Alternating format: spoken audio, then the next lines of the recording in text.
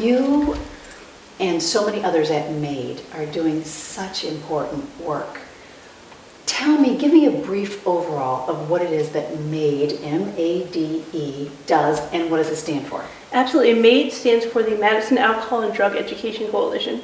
And we're really trying to take a whole community approach to substance abuse and healthy decisions in a healthy community. So we don't really go out there and just say underage drinking is bad, drugs are bad. We know that people know that. We want to build a healthy community together. We want to involve all aspects of the community. We want to involve the police, the schools, the media, parents, youth, and really just bring it all together. And we have a huge focus on education. We want to educate people about what the current trends are. That's a huge presentation that we do where we talk about synthetic marijuana and the marijuana candies and stuff that you see in the media. But we also want to encourage people to make a culture change and say that, we are going to be healthy together. We're going to make responsible decisions. We're going to teach our kids to make responsible decisions. Is MAID modeling this after another program, or are you developing your own plan? We're kind of a hybrid. We take pieces from different coalitions that work across the country. We know that the coalition model works, and we know that it makes change. So we're taking those aspects. We're also infusing what works in Madison, what our culture is, what we know about how people operate and how people think. So it really is representative of the community.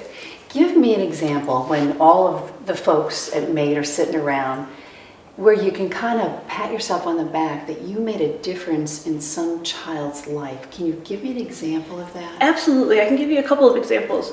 One is when our school survey comes out, because you really can't argue with numbers. When we see that marijuana use in Madison has dropped, despite the fact that in the rest of the country it's gone up. That's huge. That's a huge success for us.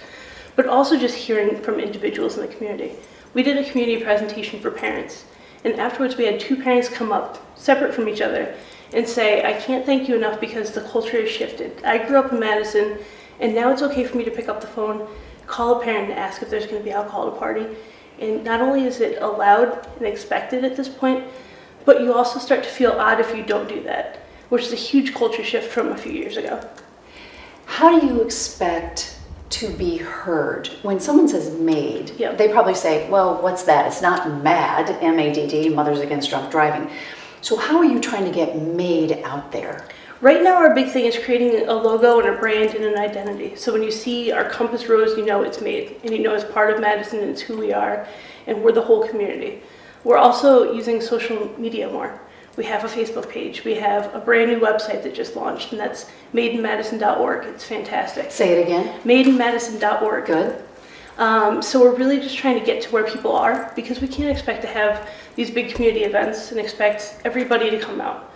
We really need to get into people's homes to have things that they can click on and access there. And how, if people are hearing this, how do they get involved or help you, and what does MAID need? The big thing is really going onto our website and liking us on Facebook, because from there you can sign up to help out at events, you can sign up to come to an event, you can see what we need and what direction we're going in, what projects we're working on. But really it's just getting involved, being at the table, and taking the message and spreading it to your friends. Thanks for challenging us to be better. Absolutely, thank you.